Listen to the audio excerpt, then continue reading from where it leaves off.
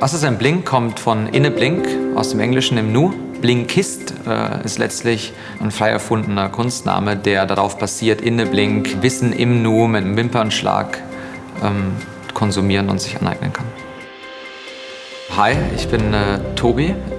Ich bin 32, einer der Mitgründer von Blinkist. Ich bin bei uns verantwortlich für Technology. Wir haben Blinkist vor 7 Jahren gegründet mit der Idee, dass Leute mehr lesen wollen, Leute mehr wissen wollen und keiner wirklich Zeit dafür hat. Und deshalb bietet Blinkist einen Service, der es Leuten ermöglicht, die Kernaussagen von Sachbüchern in 15 Minuten zu lesen, zu hören, auf dem Smartphone, am Computer, in der Website oder auf einem Amazon Kindle. Ich denke, es gab nie diesen einen Moment, der mich dazu gebracht hat, ein Startup zu gründen. Es war eher die Summe aus vielen kleinen Momenten, angefangen in der frühen Jugend, in der Erziehung, als mir mein Vater beigebracht hat, wenn ich ein Problem finden kann, das für viele Menschen existiert und das ich für viele Menschen lösen kann, dass man dann sehr erfolgreich werden kann. Ich denke, man muss damit anfangen, bei sich selbst ein Problem zu finden, sein eigener Kunde zu sein, seine eigene Problemlösung zu mögen, aber dann auch ganz wichtig, sehr früh im Prozess herauszufinden, ob dieses Problem ein Problem ist, das viele Menschen teilen.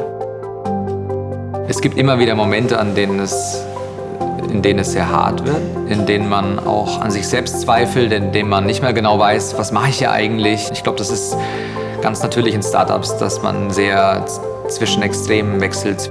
Ich glaube, der Trick dazu ist, dass man dieses Risiko oder diese Eventualität auch mal zu failen, einen Fehlschlag zu haben, einen Rückschlag zu haben, fast schon mögen muss, dass es auch darauf ankommt, dass man Tag ein, Tag aus das Beste gibt. Und ich glaube, wenn alles zu einfach funktionieren würde, wenn alles zu einfach gehen würde, dann würde man nicht an dem arbeiten, was man machen sollte. Ein Startup zu gründen ist ein Marathon und kein Sprint. Das ist eine Sache, die ich in den jungen Jahren lernen musste. Es gibt diese extreme Supertage, schlechte Tage. Ich glaube, mein schlechtester Tag bei Blinkist war auch gleichzeitig der beste Tag. Der Tag, an dem man ins Büro läuft als 25-Jähriger und sagen muss, sorry, wir können wahrscheinlich den nächsten Monat keine Gehälter mehr zahlen, wenn wir kein Fundraising bekommen. Wenn wir keine Gehälter mehr zahlen können, dann können wir euch auch nicht hier reinzwingen. Aber wenn ihr weiterhin an die Mission glaubt, wenn ihr weiterhin an uns glaubt, wenn ihr weiterhin an Blinkist glaubt, dann bleibt bitte hier, helft uns, kämpft mit uns und wir werden das nachher wieder ausgleichen.